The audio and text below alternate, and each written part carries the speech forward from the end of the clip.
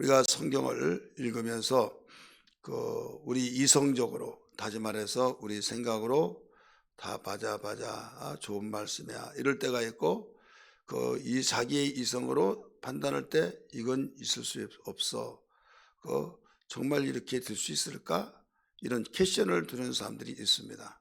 그렇습니다. 저는 그렇게 생각한 사람을 잘못됐다고 한 것이 아니라, 사람이기 때문에 내 생각과 내 그 이성으로서는 깨달을 수가 없고 이해가 되지 않으니까 이런 생각을 가지게 된다는 것은 당연한 것이다, 이렇게 생각합니다.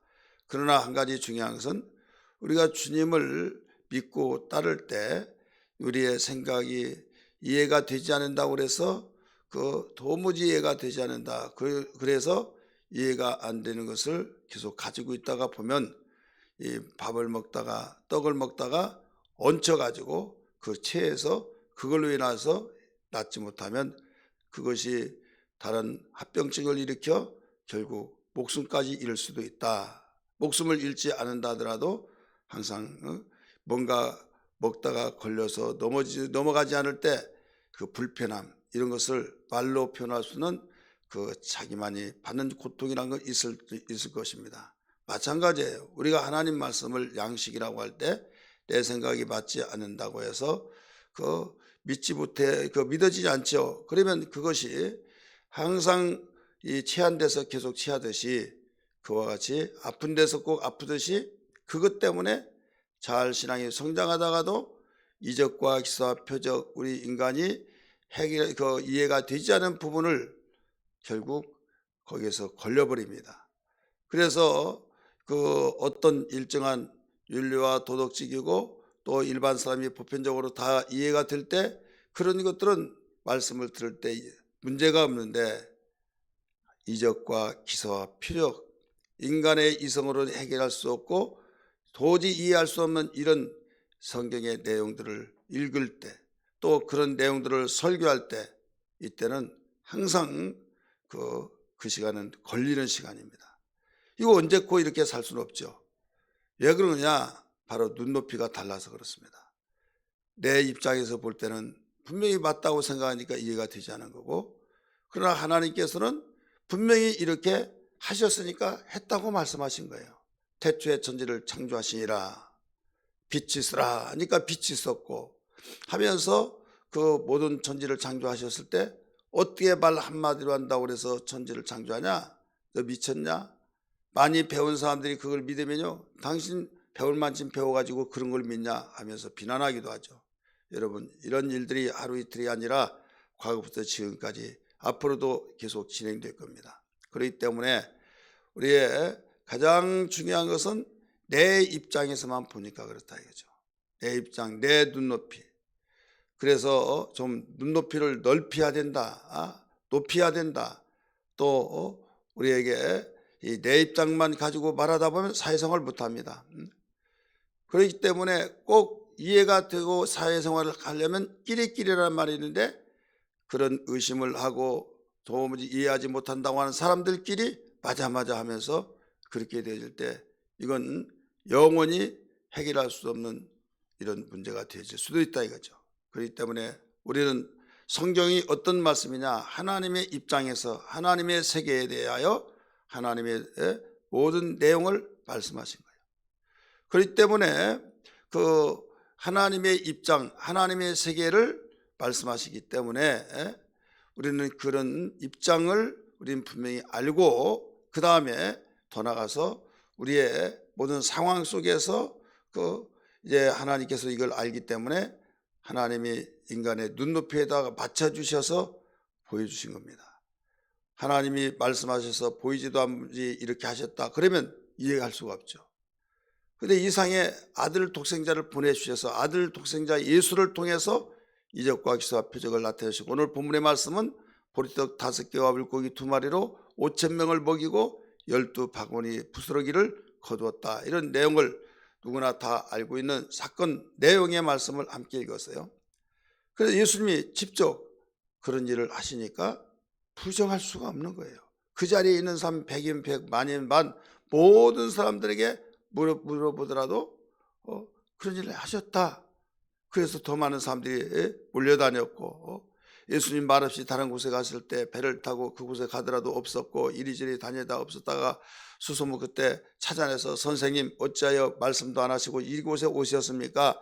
말씀하셨더라면 우리가 이곳으로 왔을 텐데요. 그렇게 말할 때 주님이 수고했다, 미안하다 말씀하지 않았어요. 너희가 나를 찾는 것은 표적을 보기 위함이 아니라 떡을 먹고 배부른 까닭에 찾지 않느냐 하면서 책망을 하셨죠. 그 모든 사람들이 그 다 인정을 하셨다 이거죠. 당시의 사람들, 이건 역사적입니다. 역사입니다. 그렇기 때문에 오늘날 내가 현실에서 보지 못했다고 그래서 믿지 않으면 역사를 믿지 않는 거예요. 왜 이렇게 이런 일들을 할 수 있느냐? 하나님의 아들로서 하나님이시기 때문에. 그래서 우리가 이해할 수 없다고 하는 일들을 하나님이 하시는 일은 아무것도 아니다 이거죠.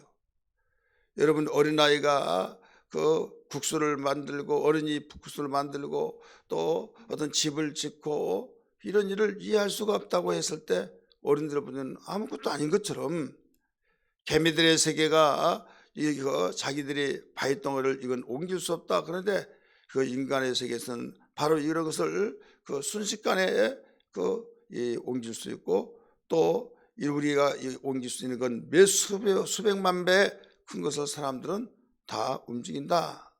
그러면 그들의 입장에서는 모른다 이거죠. 이해할 수가 없죠. 그런데 인간의 세계에 대해서 이야기를 해줄 때 그걸 믿으면 되는데 개미의 입장에서 볼 때는 모르면 그러는 거예요. 예, 오늘 이와 같이 이야기를 자상하게 말씀을 드리냐.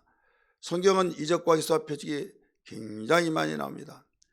내 마음에 맞지 않다고 해서 모든 걸 빼내버리고 모든 것을 제쳐놓고 내 마음에 드는 것만 듣고 또 믿고 내가 받아들인다고 한다면 성경은 윤리와 도덕밖에 남지 않습니다. 인간의 이성에 맞지 않는 것이라고 해서 다 뒤로 밀쳐내고 내가 이해가 된다고, 내가 맞다고 한 것을만 받아들인다고 한다면 윤리와 도덕, 성경의 권위는 어디에 있느냐? 성경의 이 권위는 모순에 있습니다. 내가 생각할 때 모순이라고 생각하는 그곳에 권위가 있다 이거죠. 왜? 안 된다고 하는 것을 하나님께서는 그 자리에서도 보여주시잖아요.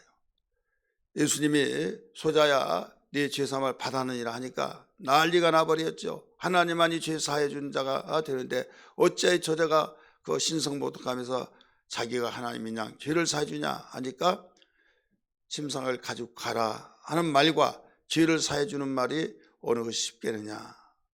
어느 것이 쉽습니까? 죄 사함을 받는 것이 더 쉽잖아요, 말하는 것이.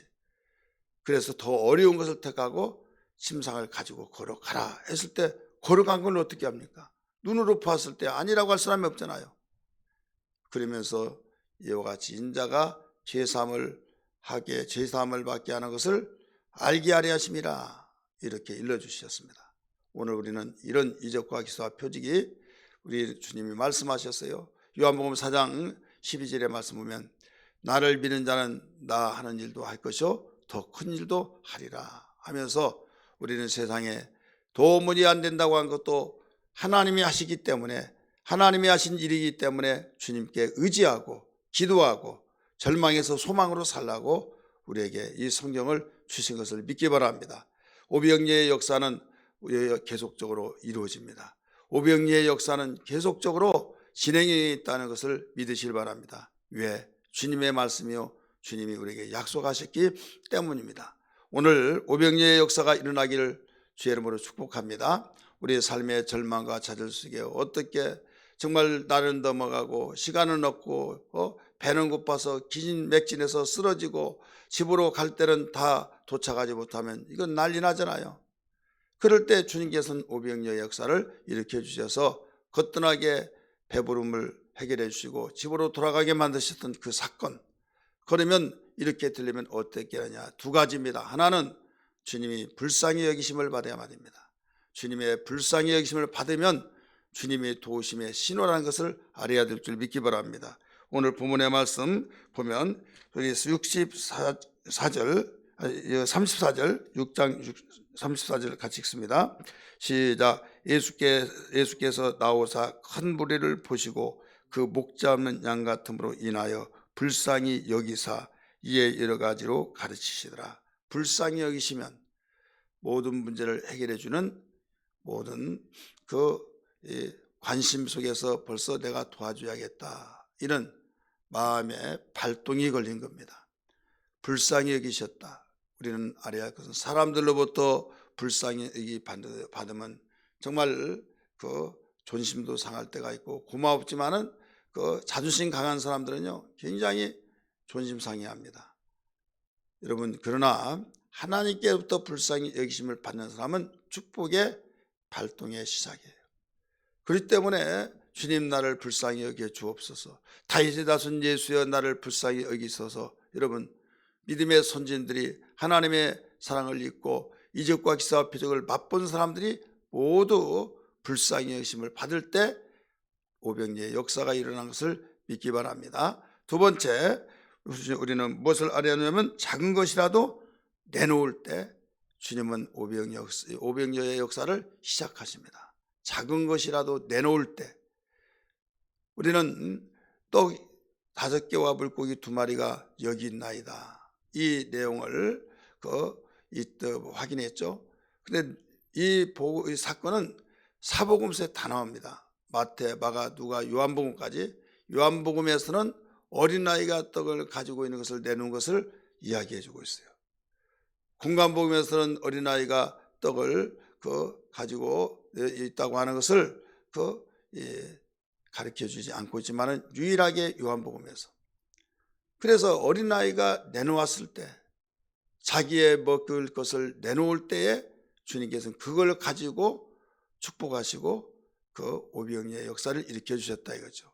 그렇기 때문에 우리는 항상 우리가 정말 주님의 불쌍히 여기심을 받고 그 작은 것이라도 내놓고 주님께 드려지고 난 뒤에 주님은 모든 것을 팔을 걷어붙이고 일하신다는 것을 알아야 될 줄 믿습니다. 아시는 분 아시겠지만은 동일로로 쭉 가다 보면 중량교가 나옵니다. 중량교, 중량천이 중량 지하도가 있는데, 거기가 그 위에로는 구리 가는 쪽이 있어요. 이 구리 가는 쪽, 옛날에 한동약품이 있는 그 자리인데, 그 바로 옆인데, 거기에 구리 가는 쪽에 좌측에 한마음교회인가 한샘교회인가 있습니다. 빨간 볕들로 크게 지어진 교회가 있어요. 그 교회를 지키기 위해서 간절히 기도하고 애통하고, 그런데 어린아이가 헌금을 한 겁니다. 그래가지고 이 건축헌금이라고 헌금을 했는데, 어린아이가 드린 걸 얼마나 들었겠습니까? 근데 감동을 받을 만한 헌금이었어요. 그래가지고 장로님들 또 모든 교인들이 모두 모여가지고 거기에서 눈물바다가 흘려져서 거기에 그 동기가 되어서 모든 성도들이 함께해서 거뜬하게 예배당을 지어졌다. 이런 모든 그동안 한참 동안 간증들이 모든 교회들마다 흘려보내고 있었습니다. 그렇습니다. 이런 일들은 우리는 주님의 불쌍히 여기심을 받고 주님께서 이제 계속 본격적으로 이 축복의 시기 이전에 그런 불쌍히 여기심을 받고, 이제는 속수호선을 들어서 축사하시는 축복의 시간은 작은 것이라도 주께 내놓을 때, 드려질 때 일하신다. 그래서 오병 역사는 2가지, 불쌍히 여기심을 받고 내 것 주님 적은 것이만 받으시옵소서. 주님께 드려질 때 주님은 역사하신다, 이 사실을 기억하면서 오늘 또 여러분 어떤 절망과 또 어떤 내 삶 속에서 정말 주님이 도와주지 아니하면 안 될 때 절망하지 마시고, 주여 나를 불쌍히 여겨 주옵소서. 불쌍히 여김을 받으려면 겸손해야겠죠. 사모해야겠죠. 애통해야겠죠. 그럴 때 주님을 불쌍히 여기십니다. 그 다음에 나에게 가지고 있는 것 이것입니다. 나에는 시간이 있습니다. 이것밖에 없습니다. 주님, 나에게 몸밖에 없습니다. 주님, 나에게 가지고 있는 이것입니다. 달란트밖에 없습니다. 주님, 나의 물질 이것밖에 없습니다 하면서 주님께 내놓고 드려질 때 주님은 그것을 보시고 축복하신다는 오늘 본문의 사건입니다. 오늘 이 말씀이 생명되어지기를 주의 이름으로 축원합니다.